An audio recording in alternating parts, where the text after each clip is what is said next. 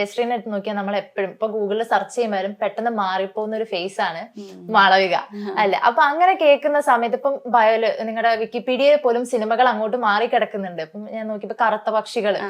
അപ്പോ അങ്ങനെ കാണുമ്പം അല്ലെങ്കിൽ പേര് മാറ്റിയൊക്കെ വിളിക്കുന്ന സമയത്ത് എന്താ സങ്കടാണോ? ഈശ്വര എന്തിനാ അങ്ങനെ എന്താ തോന്നാറുള്ളത്? അതെന്താ വെച്ചാൽ അതും കോയിൻസിഡന്റ്ലി അങ്ങനെ സംഭവിച്ചു പോയതാ. ഞങ്ങൾ ഒരേ സമയത്ത് സിനിമയിൽ വന്നവരാ. ഇപ്പൊ കണ്ടുകൊണ്ടിരിക്കുന്നവര് വിചാരിക്കുന്നുണ്ടാവും കറുത്ത പക്ഷിയുള്ള കുട്ടി അതല്ലേ ഈ കുട്ടിയപ്പോ പിന്നെ ആരാ എന്ന് വിചാരിക്കുന്നുണ്ട്. രണ്ടും ഒരാളാണെന്ന് ഇപ്പോഴും വിചാരിക്കുന്ന ആൾക്കാർ. ഒരാളുണ്ട് എന്നേ എല്ലാവർക്കും അറിയുള്ളൂ.